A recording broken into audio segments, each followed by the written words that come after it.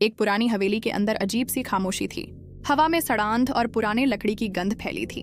राधिका अपने कैमरे के साथ हवेली में दाखिल हुई। वो एक यूट्यूबर थी, हॉन्टेड जगहों की खोज करती थी। हवेली के कोने में उसे एक टूटा हुआ बॉक्स पड़ा मिला। बॉक्स के ऊपर जले हुए अक्षर थे, ला बूबू। राधिका ने बॉक्स खोला। अंदर एक डरावनी गुड़िया थी। गुड़िया की आंखें काली और चमकदार थीं, जैसे वो जिंदा हो।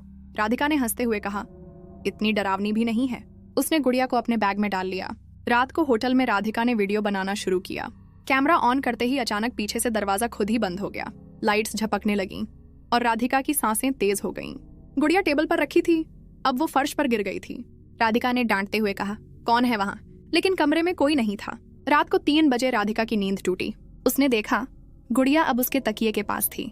राधिका ने डरकर उसे खिड़की से बाहर फेंक दिया, लेकिन कुछ सेकंड बाद वो गुड़िया फिर से वहीं थी। अगली सुबह राधिका ने वीडियो एडिटिंग शुरू की, लेकिन स्क्रीन पर सिर्फ एक चेहरा दिखाई दे रहा था। गुड़िया की आंखों में किसी और की परछाई थीं। राधिका को उल्टी और चक्कर आने लगे। बाथरूम में खून के छींटे दिखे, लेकिन कुछ देर बाद गायब हो गए। राधिका ने गुड़िया को आग लगाने का फैसला किया, लेकिन लाइटर काम नहीं कर रहा था, जैसे कोई ताकत उसे रोक रही हो। फिर उसकी हथेली पर खुद ब खुद लिखा गया, डोंट। राधिका चौंक गई, डर के मारे चिल्ला पड़ी। वो गुड़िया लेकर पंडित के पास पहुंची। पंडित ने गुड़िया देखते ही पीछे हट गया। ये लबूबू है, आत्माओं को बुलाने वाली गुड़िया, जिसे कोई उठा लेता है वो जिंदा नहीं रहता। पंडित ने कहा, इसे वापस उसी हवेली में छोड़ दो। राधिका ने कहा, मगर ये मेरे वीडियो का हिस्सा है। पंडित बोला, तो तुम्हारी मौत भी उसी वीडियो में होगी। राधिका ने पुरानी हवेली के बारे में रिसर्च शुरू की। पता चला 1985 में वहां एक बच्ची का कत्ल हुआ था। उसका नाम लाभू था और वो गुड़ियों से बहुत खेलती थी। उसकी आत्मा उसी गुड़िया में कैद हो गई थी। लोगों का कहना था जिसने भी गुड़िया उठाई मारा गया। राधिका की हालत बिगड़ती जा रही थी। हर रात सपनों में एक बच्ची दिखाई देती थी जो कहती थी, तू मेरी चीज क्यों लाई? गुड़िया अब हर जगह नजर आने लगी थी, पार्किंग, बाथरूम, मिरर। राधिका ने अपने दोस्त आदित्य को बुलाया। मदद के लिए आदित्य ने कहा, इस गुड़िया को जलाना ही पड़ेगा। दोनों एक सुनसान मैदान में गए। गुड़िया को रखा, जैसे ही आग लगाई हवा तेज चलने लगी।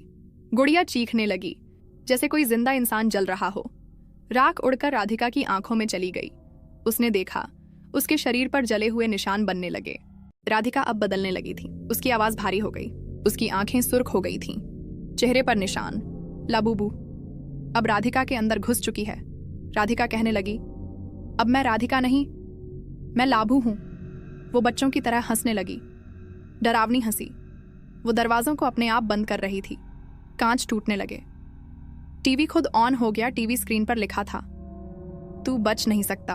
आदित्य ने पंडित को बुलाया। तंत्र विद्या से आत्मा निकालने के लिए पंडित ने कहा, बहुत देर हो चुकी है।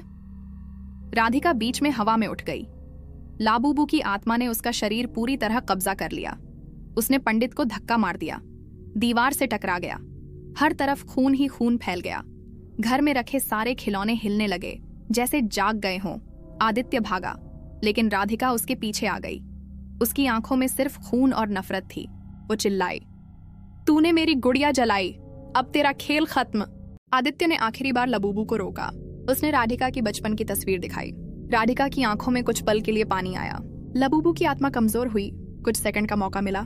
पंडित ने मंत्र पढ़ा और आत्मा को बांधने की कोशिश की। गुड़िया की राख से एक घेरा बनाया। आत्मा चीखती रही और आखिरकार गायब हो गई। राधिका गिर पड़ी, बेहोश थी। 3 दिन बाद उसे होश आया। उसने कहा, लाबूबू अब चली गई?